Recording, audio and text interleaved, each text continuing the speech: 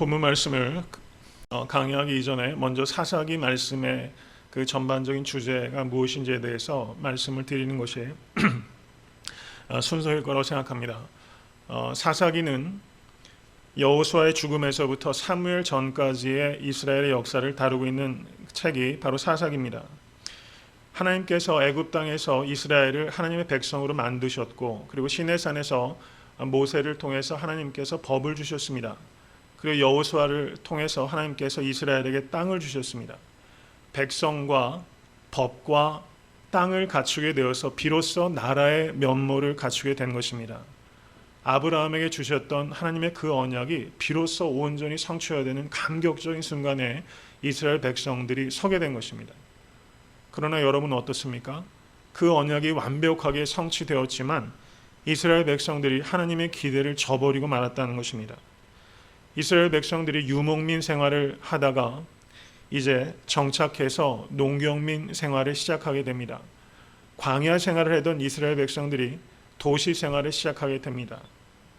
그런데 이들이 가나안 문화와 타협하고 동화되어서 자신들을 지켜주시고 인도해 주셨던 하나님을 배신하게 되는 그런 장면이 벌어지고 있는 것이 바로 사사기의 내용이라는 거예요.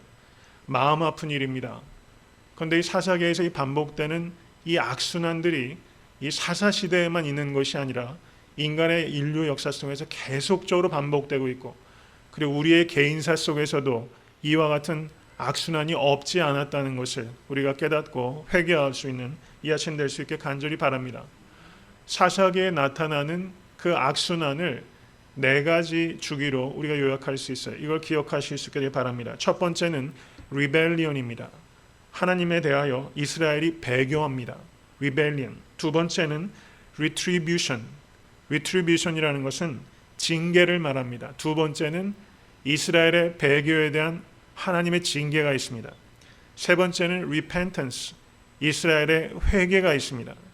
그리고 하나님께서 회개한 이스라엘을 rescue.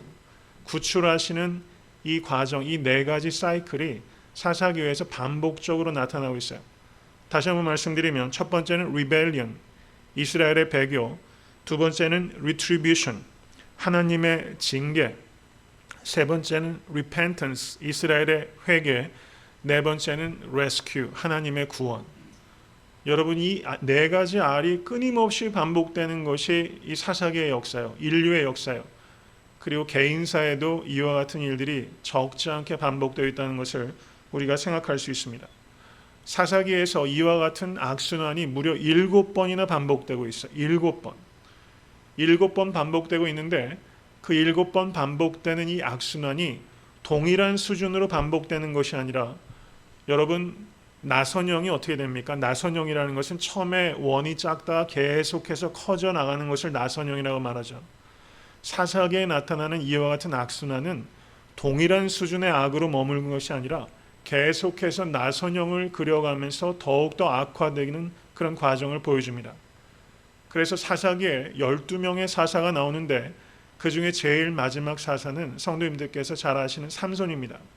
근데 삼손 때에 이르러서는 이스라엘의 악이 극악해져서 저들이 핍박당할 때에도 하나님께 회개하지 않고 구원을 요청하지도 않을 만큼 그들이 영적으로 타락하고 윤리적으로 타락했다는 것을 이 사사기는 우리에게 분명하게 보여주고 있다는 것입니다. 사사기가 우리에게 말해주는 것은 외부적인 적의 침입이 위기의 본질이 아니라 영적 타락이 위기의 본질이고, 영적 타락은 반드시 윤리적인 타락으로 이어진다는 겁니다. 그래서 문제의 핵심은 외부에 있는 것이 아니라 내부에 있고, 그 내부의 문제는 바로 영적 타락과 윤리적 타락이라는 겁니다. 여러분, 이 시대의 문제의 본질이 어디에 있다고 생각하십니까? 여러분, 경제적인 문제가 위기의 본질이라고 생각하십니까? 물론 경제적인 문제가 사업하시는 분, 청년들 직장 잡잡기 너무 어렵습니다. 경제적인 문제 매우 심각하죠. 그렇지만 위기의 본질은 경제나 정치적인 문제에 있는 것이 아니라 영적인 문제요. 그리고 영적인 혼돈상은 반드시 윤리적인 혼돈으로 이어지고 있다는 것이 바로 이 시대의 문제의 본질이라는 것입니다. 사사기가 겪었던 그 문제가 바로 우리가 지금 겪고 있는 이 문제고, 그래서 우리가 어떻게 이 시대를 살아가서 참된 그리스도인으로 그리스도의 제자로 살아갈 것인가, 이것에 대해서 결단할 수 있는 이 아침 될 수 있게 간절히 바랍니다. 사사기를 보면은 제가 지금 말씀드렸던 악순환이 7번 반복되고 있어요. 사사기는 사랑 때문에 징계하시고 사랑 때문에 구원하시는 하나님의 고통이 반복적으로 끊임없이 나타나는 겁니다. 여러분, 사랑 때문에 징계하고 사랑 때문에 구원하시는 거예요. 하나님이 얼마나 고통당하셨는지를 우리가 사사기를 통해서 우리가 봐야 되는 것입니다. 사사기를 한마디로 요약하자면 신실하지 못한 인간과 신실한 하나님에 관한 책이다, 이렇게 볼 수 있어요. 신실하지 못한 인간과 신실한 하나님에 관한 책. 이것은 사실 사사기 한 권의 주제가 아니라 성경 66권 전체의 주제입니다. 신실하지 못한 인간과 신실한 하나님에 관한 책, 이 사사기를 통해서 많은 은혜 받으실 수 있게 간절히 바랍니다. 사사기에는 12명의 사사가 나타나고 있어요. 근데 그 12명의 사사의 면모를 보면은 개 중에 괜찮은 사람이 있었는데 거의 대부분의 사람은 결함이 많이 있었어요. 오늘 본문의 에훗은 왼손잡이였습니다. 왼손잡이라는 것은 오른손을 못 쓰는 사람이었어요. 신체적인 결함이 있었던 사람이에요. 그리고 어떤 사람은 도덕적으로 심각한 결함이 있었던 사람이에요. 평균도 못 되는 사람들도 있어요. 영적으로 심각하게 타락해 있는 사사들도 있었어요. 이와 같은 사사들의 면모를 보면서 우리가 깨달아야 되는 것은 이스라엘 백성을 구원한 것은 사사라는 제도를 통해서 구원되는 게 아니라는 겁니다. 그리고 사사들의 개인적인 역량이나 면모 때문에 이스라엘이 구원받는 게 아니라는 거예요. 이렇게 형편없는 사람들을 통해서 역사하시는 하나님의 사랑과 능력과 지혜 때문에 구원받는 것이다. 이것을 사사기는 우리에게 말씀하고 있다는 사실입니다. 사람 의지하지 마실 수 있게 간절히 바랍니다. 그러므로 사사기의 주인공은 사사가 아니라 누굽니까? 하나님 자신이라는 거예요. 사사기를 영어로 Judges라고 합니다. Judges. 그런데 사사기가 이야기하는 핵심은 진짜 사사는 누구인가? Judges, 사사들이 아니라 The Judge, 오직 한 분 진정한 사사는 바로 하나님이시다. 이것이 사사기가 역설적으로 증거하는 거예요. 12명의 사사가 하나님의 통로로, 구원의 통로로 쓰였지만 정말 저주는 이들이 아니라 The Judge, only one true Judge는 누구냐?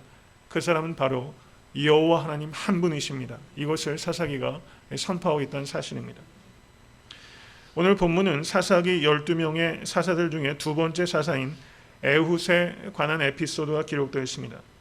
3장 12절에서 13절을 보시면 이렇게 그 당시 시대 상황을 요약하고 있습니다. 이스라엘 자손이 또 여호와의 목전에 악을 행하니라. 이스라엘 자손이 여호와의 목전에 악을 행함으로 여호와께서 모압 왕 에글론을 강성케 하사 그들을 대적하게 하시매 에글론이 암몬과 아말렉 자손들을 모아 가지고 와서 이스라엘을 쳐서 종려나무 성읍을 점령한지라. 이에 이스라엘 자손이 모압 왕 에글론을 18년을 섬기니라 라고 이 사사 에훗이 등장하게 된 역사적 배경을 요약하고 있습니다. 여러분, 모압 족속이 누구입니까? 모압 족속은 가나안 7족속이 아니에요. 가나안 민족이 아닙니다. 모압은 누군가 하니 아브라함의 조카 롯과 그 딸 사이에 나타난 족속이에요. 그래서 이스라엘 사람들이 이 모압 족속을 업신여겼습니다. 그런데 평소에 업신여겼던 모압 족속에게 무려 18년 동안 다스림을 받았어요.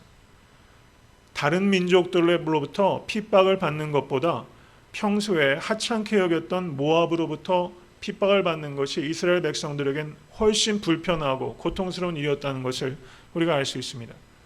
모압을 한마디로 요약하자면 예기치 못한 곳에서 발생하는 어려움이다, 이렇게 말할 수 있어요. 여러분의 삶 가운데서도 모압과 같은 어려움을 주는 사람이 있어요. 전혀 생각지도 못했던 곳에서 시작되는 고통, 그것이 바로 모압이라는 것입니다. 여러 성도님들의 삶 가운데 있는 모압을 발견하실 수 있게 간절히 바랍니다. 모압 족속이 점령한 곳이 어디인고 하니 그것이 종려나무 성읍이라고 성경은 말하고 있어요.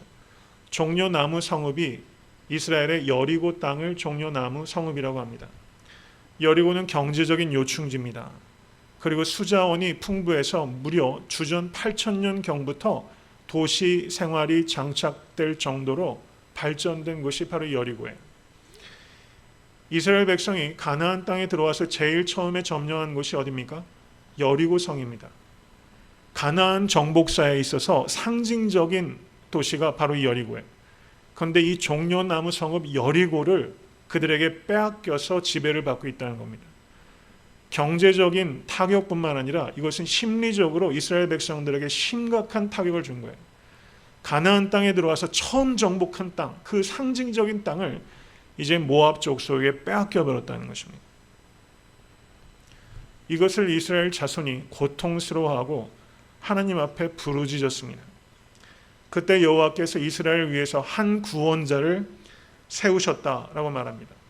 근데 성경은 그를 소개하기를 베냐민 지파였으며 왼손잡이였다 이렇게 기록하고 있어요. 여러분 혹시 성도님들 가운데 왼손잡이 계세요? 한번 손 한번 드셔보시겠어요? 왼손잡이 없으세요? 그 성경에 왼손잡이라고 기록하고 있는 것이 거의 없죠. 여기서 왼손잡이라고 기록하고 있는 것은 상당히 특이한 내용을 기록하고 있다 이렇게 볼 수 있어요.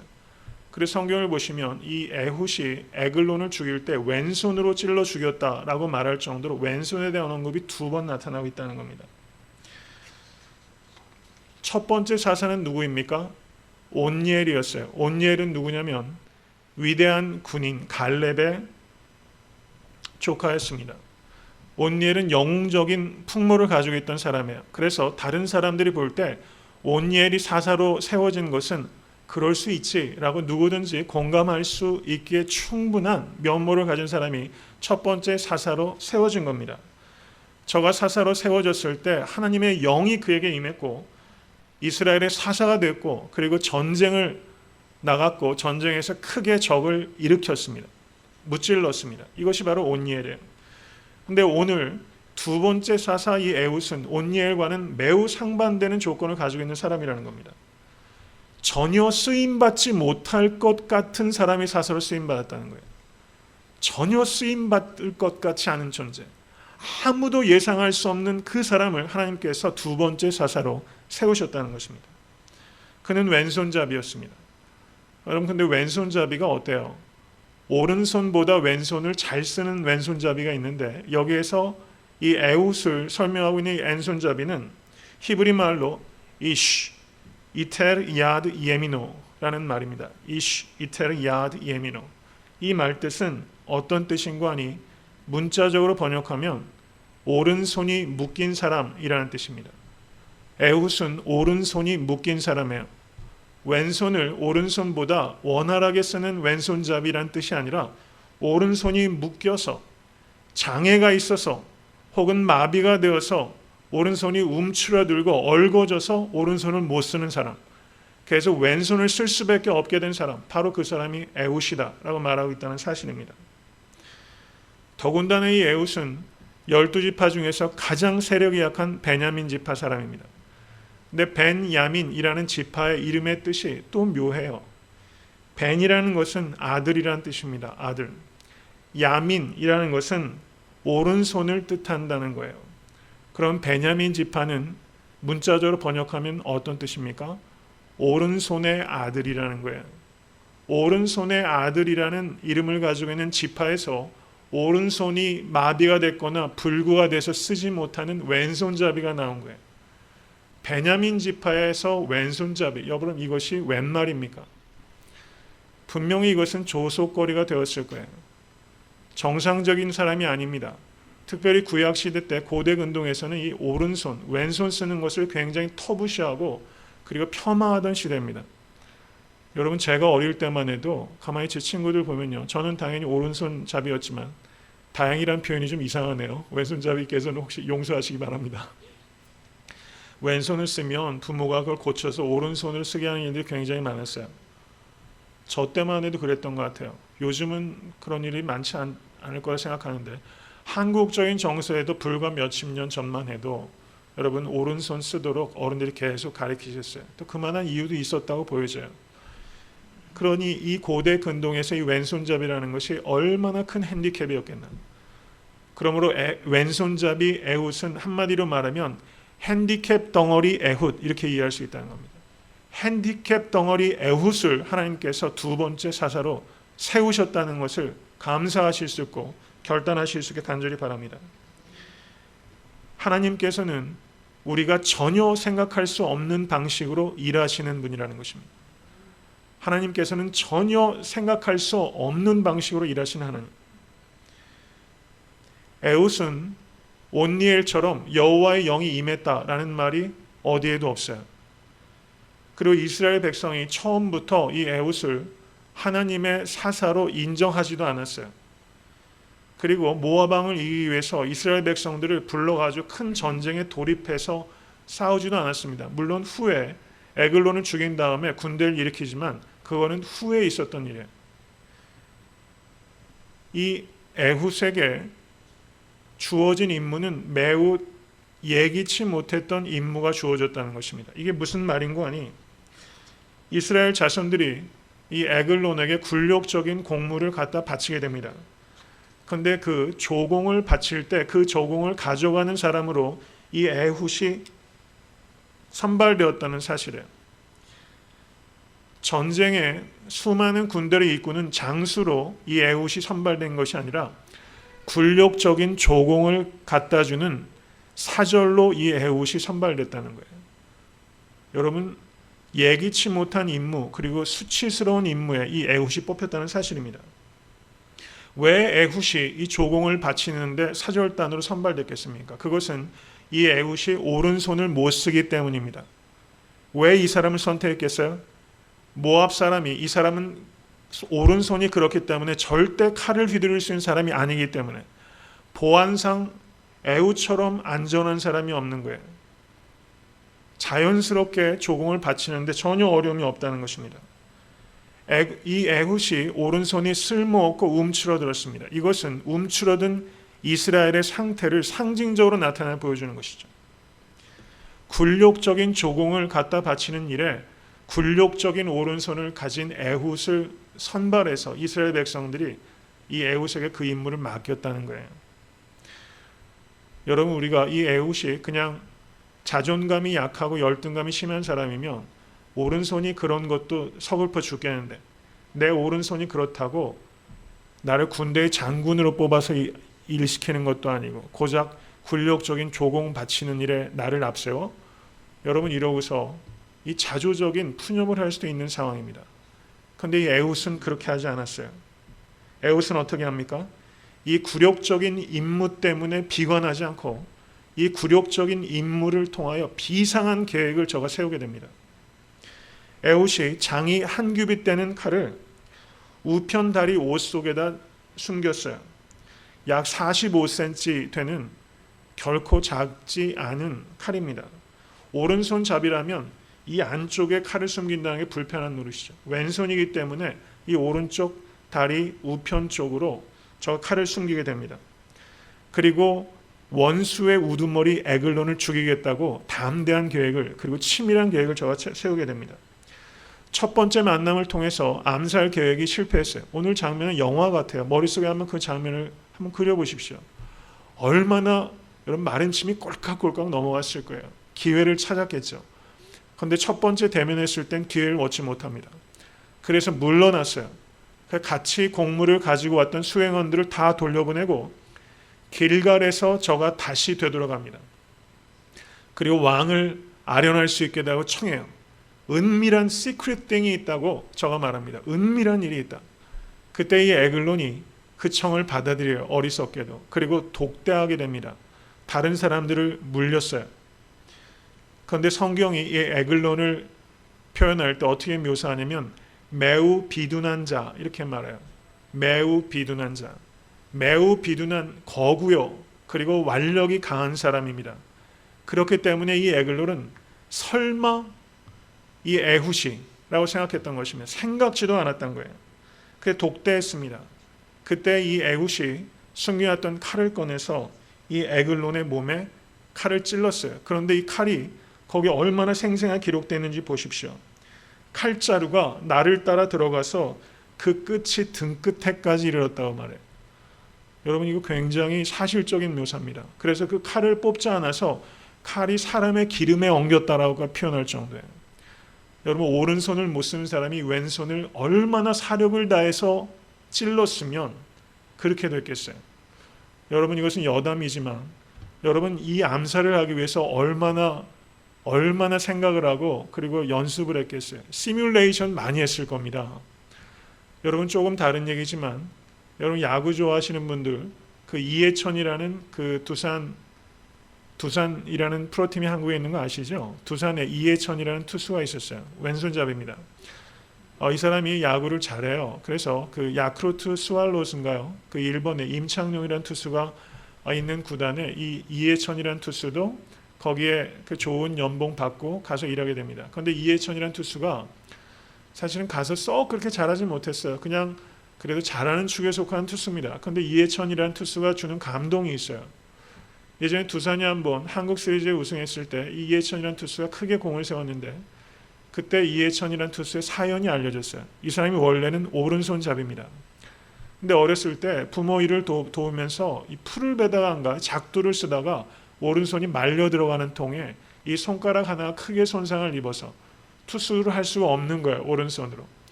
그래서 후천적으로 왼손을 연습해가지고 일본 프로야구에까지 진입할 정도로 상당한 수준의 투수가 됐다는 거죠.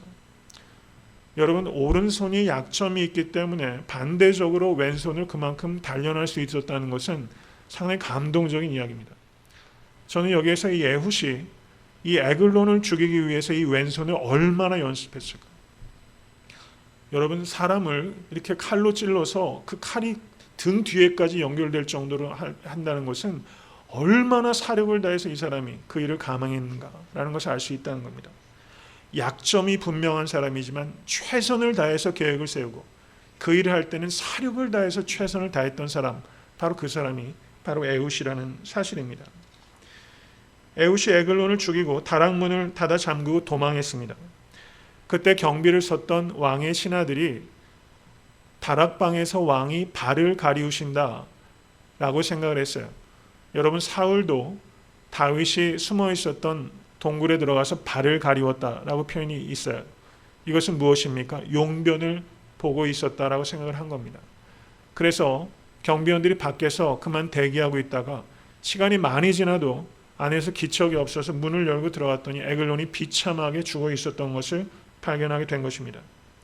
그 사이 에훗이 무사하게 피신하고 그리고 산지에 가서 나팔을 불러서 이스라엘 군대를 일으켰고 그리고 모압 군대를 무찔러서 이스라엘 땅에 80년 동안 태평한 시대가 이어졌다는 것이 이 에훗 사사가 하나님께서 이 에훗을 통해서 이스라엘에 주신 평화였습니다. 오늘 말씀을 통해서 여러분과 제가 생각하고 적용할 수 있게 원하는 것은 이 에훗은 한마디로 말하면 우리의 편견을 깨뜨리는 사사였다는 것입니다. 왼손잡이라는 편견을 깨뜨린 사사였어요. 여러분, 세상에서 성공한 사람들 보면은 장점 때문에 성공한 사람들이 있습니다. 그런데 장점 때문에 오히려 실패하는 사람들이 훨씬 더 많다는 것을 기억하실 수 있기를 간절히 바랍니다. 장점을 믿고 하나님을 의지하지 않기 때문에 실패하는 사람들이 많다는 것입니다. 반면에 오늘 본문에 나타나는 에훗처럼 너무나 평범하고 어떤 의미에서는 약점이 분명함에도 불구하고 그 부족함 때문에 하나님을 더 의지하고 그래서 크게 하나님 앞에 쓰임받는 그런 영광스러운 삶도 있다는 것을 기억하실 수 있게 간절히 바랍니다. 장점 때문에 쓰임받지 않습니다. 그리고 약점 때문에 쓰임받지 못하는 것이 아닙니다. 누가 쓰임받습니까? 하나님을 의지하는 사람이 쓰임받게 되는 것입니다. 이 에훗은 약점이 분명했지만 그 약점 때문에 하나님을 의지하고 그래서 하나님 앞에 크게 쓰임받아 이스라엘 구원자로 사용되었던 영광스러운 삶을 살았습니다. 혹시 성도님들 중에 나는 왼손잡이야 라고 말하면서 비관하고 계신 분은 없습니까? 한 심리학자는 그런 이야기를 하더라고요. 열등감을 가지고 있는 사람이 95%라는 거예요. 열등감을 다 가지고 있어요. 자신을 왼손잡이라고 생각하는 사람이 95%라는 겁니다. 부족한 게 너무 많아요. 여러분, 그런데 한 성경학자가 오늘 본문의 에훗을 이렇게 요약합니다. 오른손을 쓰지 못했던 에훗, 그는 자신의 약점 때문에 하나님을 의지했습니다. 그랬더니 하나님의 오른손이 에훗의 오른손이 되었습니다. 이렇게 말했어요. 여러분, 왼손을 사용하고 계시다면 하나님을 의지하시면 여호와의 오른손이 성도님들의 오른손이 될 것입니다. 이것을 믿으실 수 간절히 축원합니다. 젊은 남녀가 깊이 사랑했습니다. 전쟁이 일어나서 이 남자가 전쟁에 징발되게 됩니다. 두 사람은 군대 들어가기 전에 급하게 약혼을 했고, 그리고 여인은 이 남자가 건강하게 돌아오기를 간절하게 기도했습니다. 그런데 이 남자가 전쟁에 참여했던 한 전투에서 그만 한쪽 다리를 잃어버리고 맙니다. 불구의 몸으로 사랑하는 약혼자에게 돌아갈 자신이 없습니다. 그녀는 분명히 자신을 사랑하기 때문에 자신과 결혼할 거라는 것을 알았습니다. 그런데 평생 불구의 몸으로 살아가는 자신과 그 여인이 결혼하게 된다면 그 여인이 불행하게 될 것이라고 지레짐작하고 이 사람이 크게 결단을 합니다. 그래서 거짓말로 사망 통지서를 띄워서 이 여인에게 보내게 됩니다. 그렇지만 이 여인이 너무나 보고 싶어서 이 남자는 그 여인의 집에서 조금 떨어진 곳에 거하면서 이 여인이 어떻게 살아가는지를 종종 수소문하면서 살았다는 것입니다. 그런데 어느 날 그 여인이, 자신이 그토록 사랑하는 여인이 결혼한다는 이야기를 들었습니다. 이 남자는 진정으로 그 여인을 축복하고 싶었습니다. 괜찮은 남자죠. 진정으로 축복하고 싶었습니다. 그래서 결혼식장에 멀리 먼발치에서 결혼식장을 보는데 이 여인이 결혼하는 사람이 그만 두 다리가 없는 사람이었다는 거예요. 여러분, 이 이야기가 실화인지 아닌지는 잘 모르겠어요. 여러분, 이 남자가 전쟁에 가서 한 달에 이뤄서 사랑하는 사람이 짐이 되기 싫어서 그 여인 앞에 나타나지 않았어요. 이것도 나름대로 의미가 있다고 생각할 수 있죠. 그런데 어떻습니까? 그 여인이 정작 결혼한 사람을 보니까 두 다리가 없는 사람이었다는 거예요. 자신의 장애 때문에, 약점 때문에 사랑하는 여인을 회피했는데 그 여인은 더 중증 장애자와 결혼했다는 거예요. 저는 이 이야기를 우리에게 적용할 수 있다고 생각합니다. 우리의 약점 때문에 하나님, 저는 할 수 없어요. 이렇게 우리가 생각한다면, 그리고 우리가 하나님께서 우리에게 주시는 소명을 우리가 회피한다면 하나님께서는 더 연약한 자를 들어서 쓰시게 될 것이란 사실입니다. 우리의 장점도 우리의 약점도 우리가 하나님께 쓰임받는 이유가 되지 않습니다. 하나님께 의지하시면 하나님께 쓰임받게 될 줄로 믿습니다.